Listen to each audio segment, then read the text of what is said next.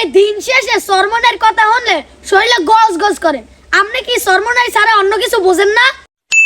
নেতা নাই, নীতির পরিবর্তন চাই। ইসলামের লজ্ঞা ভালোবাসি বিশ্বাস চর্ম নাই। দেশের মানুষের যদি ভালো থাকতে চান হাত পাকা মার্কায় ভোট লাগান। কি ডাকারে আবার হাত পাকায় ভোট দে? যেহানি বাঘের ভয় হ্যানি সন্ধ্যা হয়, সন্ধ্যার সময় কটা শয়তানের লাগে দেখা হইলে কটা উত্তর দিয়ে যায়। কেটা কারে ভোট দিলে হ্যাঁ জানি তুই করবি কি? তোরে দেখলে 100 কিলোমিটার মই দূরে থাই, তুই মোর সামনে বসতো কামাউ গর্ভ আয়। আমি হইলাম বাংলাদেশের শয়তানের খালাতো ভাই, আমার আর কোনো আনে বলার লাগে না, আমি সেট করে রাই বলি। তা 17 তারিখ তো এক্সের মোস্তা হইলেন, উল্টাইয়া লাইবেন পাল্টাইয়া লাইবেন, কি একবারে উগলাইছেন? 17 তারিখ কি হচ্ছি না হচ্ছি হ্যাঁ হারা বাংলাদেশের মানুষ জানে। হ্যাঁ তোর ডে কৈফত দিতে মুই রাজি না। ইসলাম আছে, ইসলাম থাকবে। আর সর্বনাই আজীবন ইসলামের পক্ষে কথা কইবে। পৃথিবীর কোনো শান্ত মেয়া এয়া ভূ দিয়ে লিবাইতে পারবে না। এই দিন শেষে সরমনের কথা হলে শরীরে গজ গজ করে। আপনি কি সরমনাই ছাড়া অন্য কিছু বোঝেন না? শোন, দিন শেষে হোক আর দিন শুরুতে হোক, সর্বনাই রে আজীবন ভালোবাসমু আর ভালোবাসছে যামু।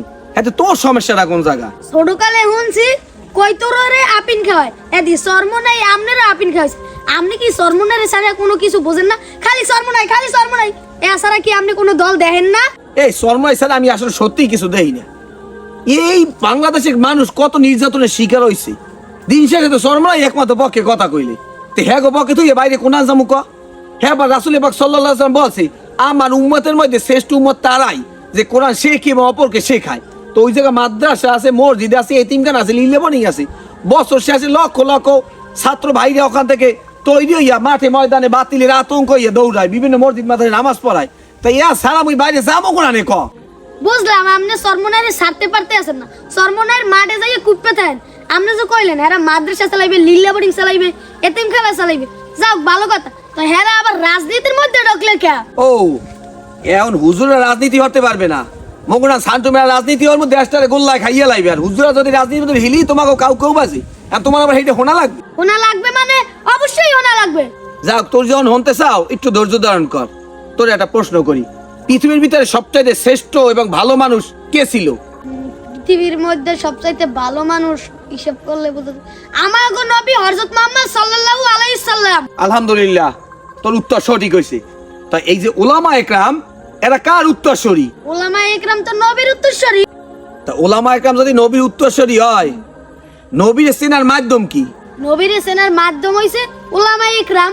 রাসূল পাক সাল্লাল্লাহু আলাইহি সাল্লামের উত্তরসূরি যদি উলামা একরাম হয়, তা পৃথিবীর ভিতরে সবচেয়ে বড় রাজনীতিবিদ ছিল হযরত মুহাম্মদ সাল্লাল্লাহু আলাইহি সাল্লাম। রাসূল পাক সাল্লাল্লাহু আলাইহি সাল্লাম সমাজে দেশে বিভিন্ন জায়গায় রাজনীতিক আলোচনা করছে এবং রাজনীতি পরিচালিত করছে, যার কারণে ওই থেকেই উলামা একরাম এই রাজনীতিটা শিখছে। এখন দুনিয়া যে রাজনীতি এরা স্টাইল যে বেশি খায়, ধর্মারও খাও লাও, দেশটার সাইডে কিরম খাও। আর রাসূল পাক সাল্লাল্লাহু আলাইহি সাল্লাম মানবতার নবী ছিল, ধনী গরিবের ভেদাভেদ কেমন ভুলান যায়, এই জন্য রাজনীতি করতো। উলামা একরাম তার উত্তরসূরি হইয়া ঠিক হইয়া কি কাজ করতে আছে। কিন্তু মোরা যদি কোরআন হাদিস ভিত্তিক দেশ চালাইতে চাই, এর পক্ষে যারা কথা, এর পক্ষে যদি কথা কই চাই, হে তোমার দেশটার গোষ্ঠী 12টা বাজাইতে পারবো না, খাইতে পারবো না। আর হের লাগিয়ে কিছু কিছু লোক আবার খেপে গেছে, হুজুরা ধর্ম ব্যবসায়ী, কিন্তু হেরা 10টা দামে টুপি পরিয়া এবার মাহফিলের মধ্যে ঢুকিয়া এইবার কয় আমি এই মার্কায় দাঁড়ালাম, আমার একটু ভোট দিয়েন। আবার নির্বাচন যাও নাই, তখন আবার গায় লা ইলাহা ইল্লাল্লাহ, নৌকার মালিক তুমি আল্লাহ, লা ইলাহা ইল্লাল্লাহ, ধানের শেষের মালিক তুমি আল্লাহ। হেকালে হ্যাঁ ধর্ম ব্যবসা কয়, হ্যাঁ কয় না। দিন শেষে এই হুজুরের বিরুদ্ধে এরা কথা কয়, যার কারণে তোর মাথায় আমার মাথায় এরা ঢুকাই দিয়েছে যে রাজনীতি হুজুর হইবে কা। হ্যাঁ খালি নামাজ কালাম পড়বে, মসজিদ মাদ্রাসা চালাইবে, ওনার রাজনীতি করবে, ওনার চুরি হবে, হুজুরা করলেই দোষ। কিন্তু হুজুর রাজনীতি করতে আছে কি কারণে? রাসূল পাক সাল্লাল্লাহু আলাইহি ওয়াসাল্লাম রাজনীতি করছে, সমাজে, পরিবারে, মহল্লায়, পাড়া, দেশে বিভিন্ন জায়গায় রাজনীতি করছে, এই কারণে উলামা একরাম করতে চায়। আপনার কথা হইনা এটাই বুঝলাম, সরমনাই যদি ক্ষমতার চেয়ারে বয় তাহলে কোরআন দিয়ে তো দেশ চালাবে ইনশাআল্লাহ। দেশে কোনো দুর্নীতি হইবে না, ধনী গরিবের কোনো ভেদাভেদ থাকবে না। এর লাগি আমরা সরমনাই করেন। হ্যাঁ সরমনাই করি, তারা ইসলামের পক্ষে কথা বলে, অসহায় মানুষের পক্ষে কথা বলে, ঠিক আছে, দিনের পক্ষে কথা বলে। এই জন্য সরমনাইকে ভালোবাসি, যার কারণে এই অবস্থা। এই জন্য কেউ ভোট দিতে চায় না, কিন্তু মই ইসলাম কয়, বুঝছো, কিন্তু বাস্তবে না। তাই ভালো তাই সরমনাই আজীবন ভালোবাসি, খালি ইসলামের পক্ষে কথা বলে নাই। লা ইলাহা ইল্লাল্লাহ।